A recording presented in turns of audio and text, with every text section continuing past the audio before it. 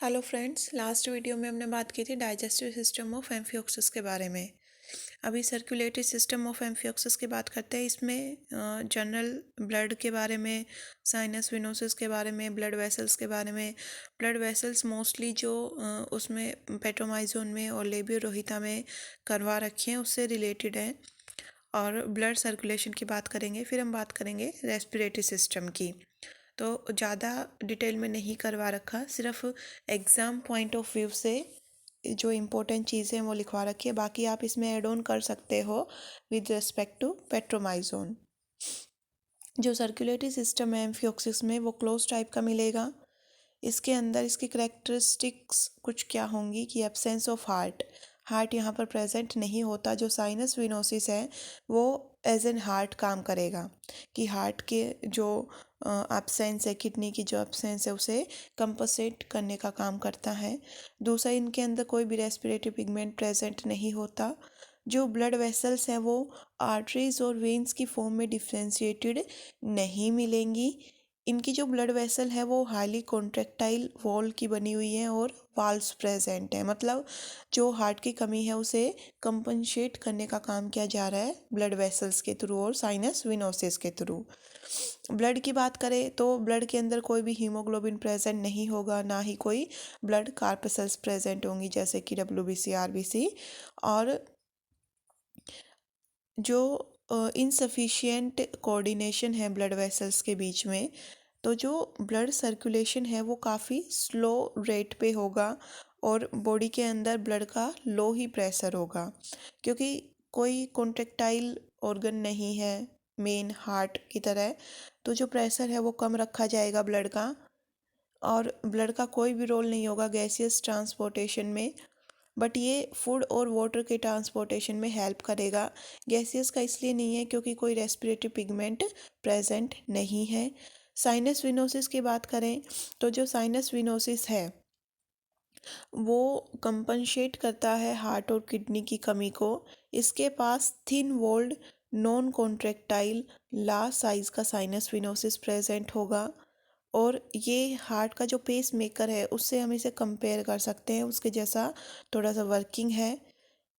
जो different kind of collecting blood vessels है जिन्हें जनरली हम वेन्स बोलते हैं, लेकिन इनके केस में वेन नहीं बोलते, वो क्या करेंगी कि पूरी बॉडी का डीऑक्सीजनेटेड ब्लड है वो साइनस विनोसिस के अंदर पोर करेंगी।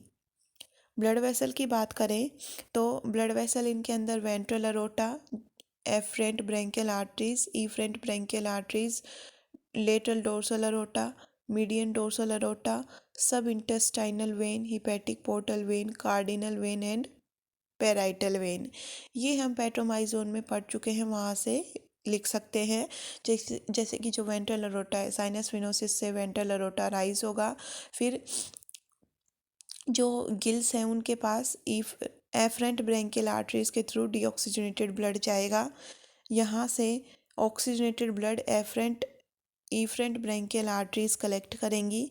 फिर जो लेटरल डोर्सल अरोटा है वो इस ब्लड को कलेक्ट करके फाइनली पोर कर देंगी मीडियन डोर्सल अरोटा में। वहाँ से वो फर्दर सब इंटेस्टाइनल वेन, यहाँ पर अरोटा वाला सिस्टम ख़त्म। जो सब इंटेस्टाइनल वेन है वो इंटेस्टाइन के नीचे वाले पार्ट से डीऑक्सीजनेटेड ब्लड को कलेक्ट करेंगी। हिपैटिक पोर्टल सिस्टम प्रेजेंट है, कार्डिनल वेन्स प्रेजेंट है, पेराइटल वेन है। तो इनके फंक्शन को आप पेट्रोमाइजोन के जो ब्लड वास्कुलर सिस्टम पढ़ा है उसके अकॉर्डिंग लिख सकते हैं। ब्लड सर्कुलेशन की अगर हम बात करें तो कहाँ से स्टार्ट है कहाँ ख़त्म है। जैसे हम स्टार्ट करते हैं साइनस विनोसिस से।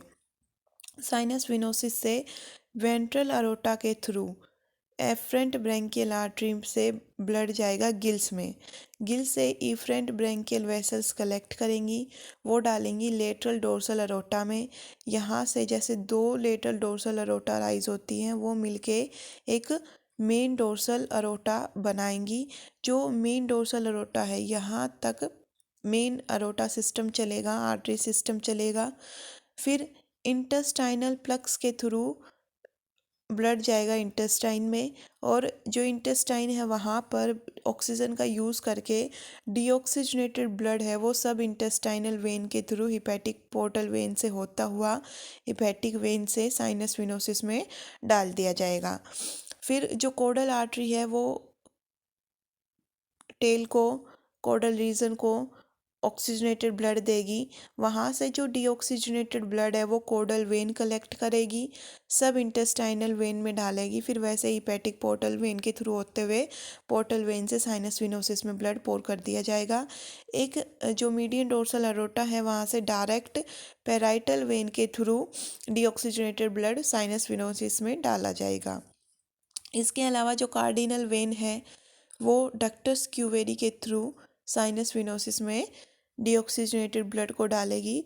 फिर से वही साइकिल चलेगी कि जो सारा डीऑक्सीजनेटेड ब्लड है वो वेंट्रल एरोटा के थ्रू एफरेंट ब्रेंकियल वेसल से गिल्स में फिर वो ऑक्सीजनेशन करके यहाँ ये 3-4 जगह ऐसी है जहाँ पर ऑक्सीजनेटेड ब्लड कैरी किया जाएगा। बाकी पूरे सिस्टम में डीऑक्सीजनेटेड ब्लड की बात चलेगी।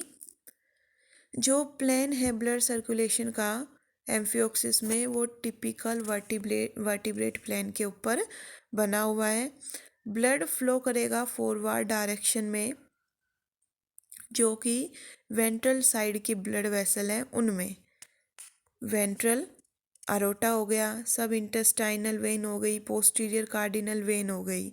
जबकि जो बैकवर्ड डायरेक्शन है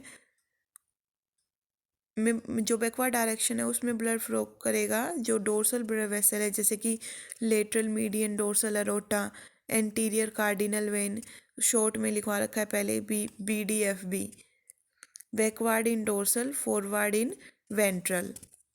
तो ये था simplified blood vascular system, circulatory system. अब छोटा सा जो रेस्पिरेटरी सिस्टम है उसकी बात भी कर लेते हैं। रेस्पिरेटरी सिस्टम कोई स्पेशलाइज्ड ऑर्गन नहीं प्रेजेंट होता रेस्पिरेशन के लिए। रेस्पिरेशन में जो एक्सचेंज ऑफ गैसेस है वो फेरेंजियल वॉल के थ्रू, फेरिंग्स की दीवार के through, epidermis and atrial epithelium के थ्रू ही परफॉर्म किया जाएगा। जो इनकमिंग वाटर है वाटर करंट के साथ ही ऑक्सीजन फेरिंग्स में भेजी जाएगी, और जो CO2 है वो आउटगोइंग वाटर के थ्रू बॉडी से दूर ले जाई जाएगी। जो ब्लड है उसके अंदर किसी भी टाइप का रेस्पिरेटरी पिगमेंट प्रेजेंट नहीं होता, ना ही कोई कैपिलरी नेटवर्क प्रेजेंट होता है गिल बार के अंदर। तो जो फेरिंग्स का रोल है रेस्पिरेशन में, अगर भाई ब्लड सप्लाई प्रेजेंट नहीं है, वस्कुलैरिटी नहीं है, तो थोड़ा सा डाउटफुल है कि जो फेरिंग्स है वो भी रेस्पिरेशन में हेल्प करता है या नहीं और कैसे करेगा। तो इनके रेस्पिरेटरी सिस्टम में ज़्यादा कुछ खास बात नहीं है, सिर्फ कि कोई स्पेशलाइज्ड ऑर्गन प्रेजेंट नहीं होगा रेस्पिरेशन के लिए। फेरिंग्स की जो वॉल है, एट्रियल वॉल है और एपिडर्मल एपिथेलियम है, वो ही एज एन रेस्पिरेटरी सरफेस काम करेंगे एक्सचेंज ऑफ गैसेस के लिए। ऑक्सीजन इनकमिंग वाटर के थ्रू आएगा और CO2 आउटगोइंग वाटर के थ्रू बॉडी से बाहर निकाल दिया जाएगा। कोई रेस्पिरेटरी पिगमेंट प्रेजेंट नहीं है, और फेरिंग्स का भी जो रोल है वो ऐसे क्लियर कट नहीं बता रखा, डाउटफुल रोल है। तो ये था रेस्पिरेटरी सिस्टम। अगले वीडियो में हम बात करेंगे एक्सक्रीटरी सिस्टम की। Thank you for watching.